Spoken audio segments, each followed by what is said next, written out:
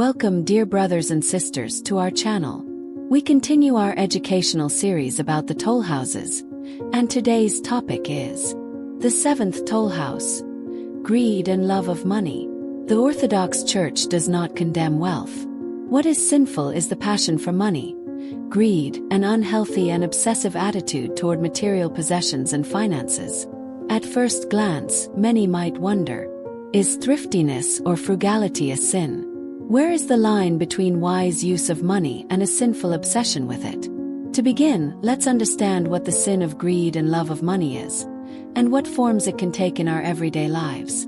Greed means excessive attachment to money and material goods, an unwillingness to spend, a painful parting with money. But it's not only about money. This sin has many subtle expressions we may not notice in daily life. When we constantly seek profit, instead of simply doing good for Christ's sake or love of neighbor. When we devote all our time to gaining wealth and increasing income. When we hoard possessions or buy things we don't even need.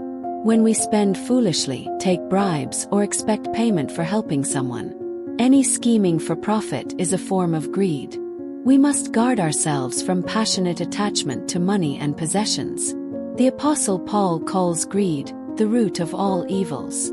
Truly, how many betrayals, murders, lies, scandals, and conflicts arise from the desire to possess and get rich. Even in the Gospel, the most tragic example of this sin is found in Judas, who betrayed Christ for money. Greed blinds the mind, dulls our feelings, and poisons our soul. Much of the evil in the world springs from this root. Not from money itself, but from how we relate to it.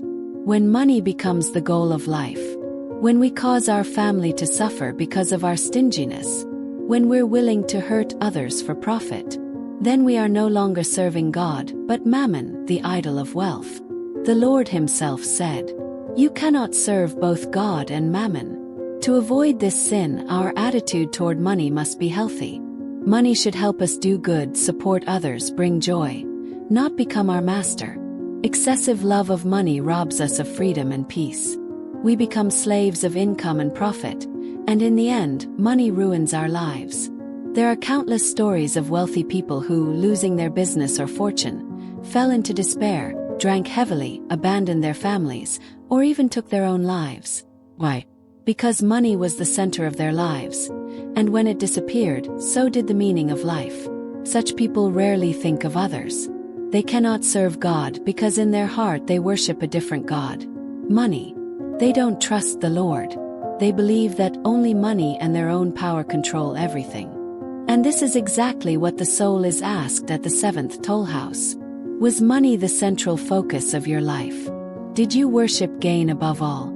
If we fight over pennies, explode with anger over a child spending a little too much at school, this too is a sin and a sign of attachment. Of course, we're not talking about those struggling to survive, trying to make ends meet. We're talking about sinful stinginess, the kind we'll answer for. Frugality is not a sin. We should manage our money wisely, teach children to respect resources and effort. But greed, an obsession with saving and hoarding, is destructive. It isolates us from loved ones and from God. Dear brothers and sisters, the sin of greed and love of money is a terrible passion. It destroys families, friendships, businesses, and communities. But let us always remember, we will not take anything with us after death. Money and possessions should help us, not dominate our lives.